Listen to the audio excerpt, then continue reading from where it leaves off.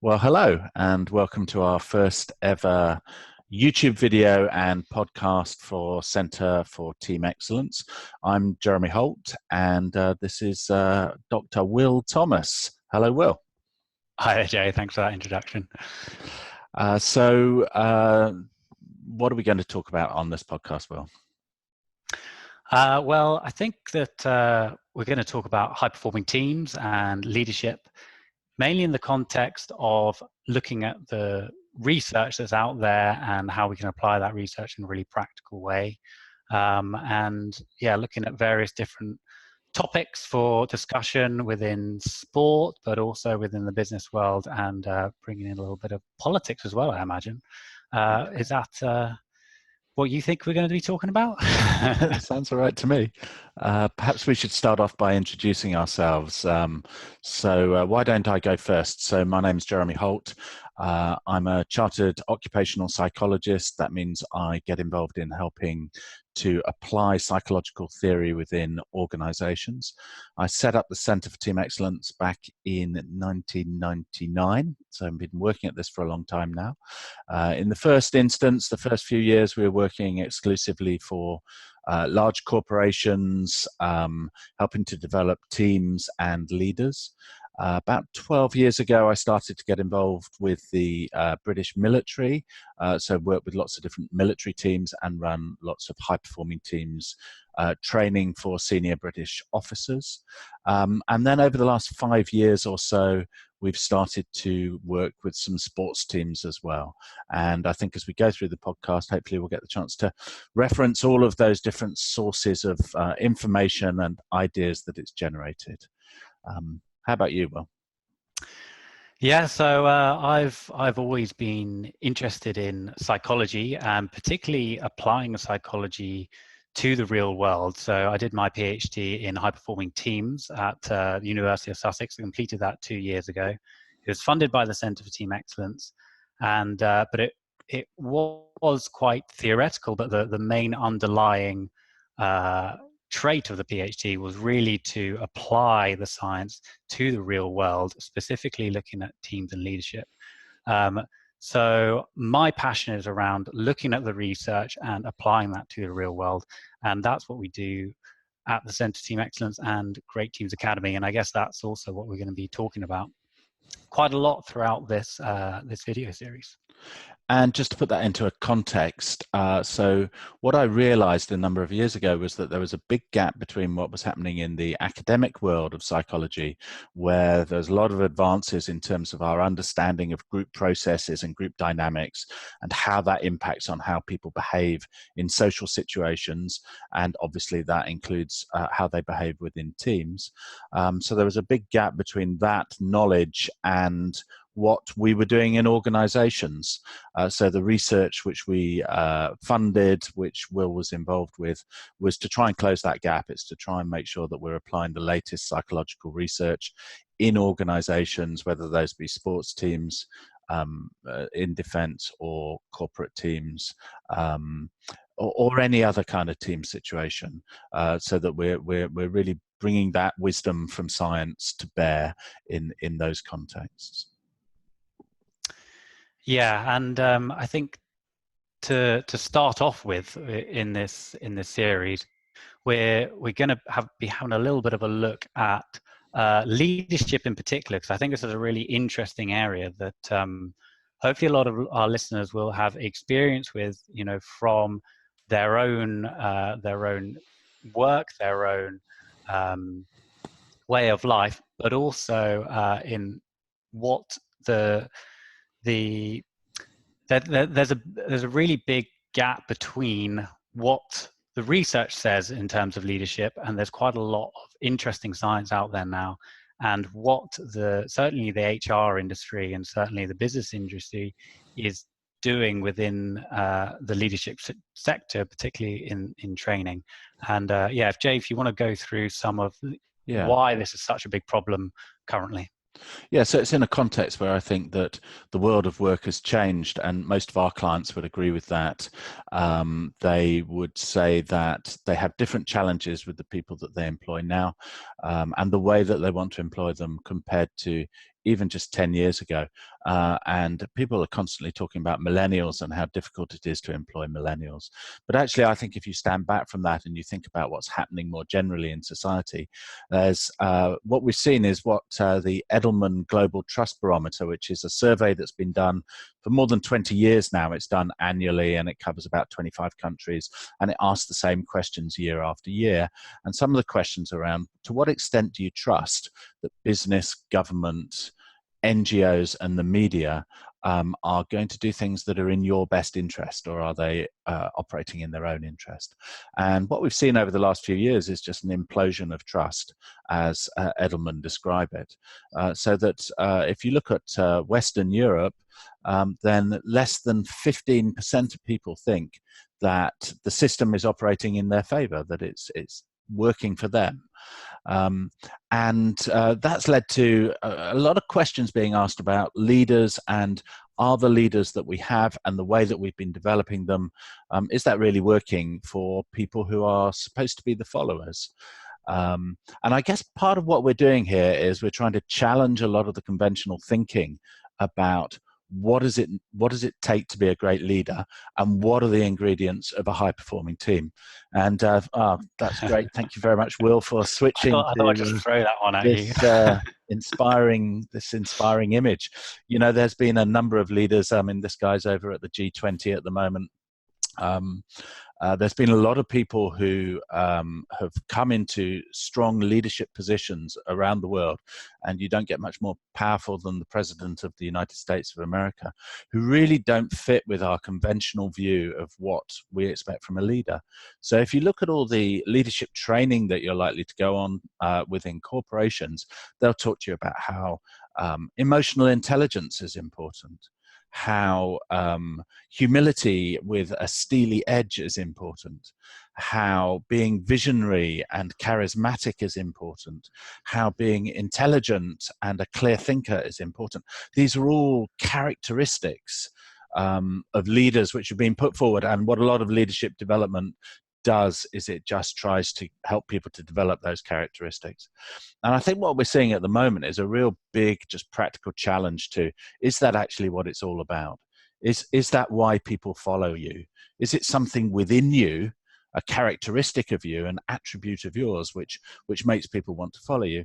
Or is it something different? Is it more about the interaction between you and the group that makes you an attractive leader in a particular context at a particular time? And if it is that, then how can we understand it, and how can we apply a bit of science to making sense of that situation? You couldn't be possibly saying that Trump isn't self-aware, could you, Jeremy? Well, I think that's one of these ingredients of emotional intelligence, isn't it? Self-awareness and empathy, I think, are two of the elements. And yeah, I don't know. I suppose it's possible to think he's not. Maybe. Yeah, there's some really interesting research on this, actually, in terms of looking at what leaders actually say in their speeches, in terms of looking at leadership slightly differently from a group process point of view, rather than the individual characters of leadership. Because at the end of the day, leadership is a group process. It's about how followers and leaders come to see each other in the same shared identity. And one way of doing that is looking at how many times a leader actually uses the term we or us instead of I or me. And it's very interesting that Australian leaders since 1901, so this is a study done by Nick Steffens and Alex Haslam, and the leaders in Australian elections who use the term we or us once every 79 words. So those were the winners. And compare that to losers who use the word we or us only once every 139 words. And Jeremy did a very nice comparison between Hillary Clinton for the last American general election. I wonder if you want to talk to us about that, Jay. Yeah, sure. I mean, I just was struck by Nick Steffens' research, And there's actually lots of very cool bits of research which have been done, which we'll talk about in different podcasts. But I really like this one because that's a lot of data that the poor guy had to go through and analyze to find out how frequently the word we and us was used. But I thought, well, maybe I'll cheat and do it a little bit just by focusing on particular speeches. And so I did an analysis of Donald Trump's inauguration speech, which I think was fairly typical of the kind of way in which he spoke through the campaign. And what I found was that he used the words we or us once every 23 words. So if you listen to Donald Trump talking, he almost never says I. He almost always says we. He's almost always talking about us, the American people. And even in his State of the Union speech, which is supposed to be a summary of what's been happening and what's going to happen over the next year, he talked about we and us once every 36 words. Now, if you compare that to Hillary Clinton with her regular stump speech, so the way it works in US elections is that the candidates go round and campaign, and the central part of their speech is always the same, and they top and tail it with something specific to the area that they're in. So in the regular part, the central part of her speech, she talked about we and us only once every 76 words.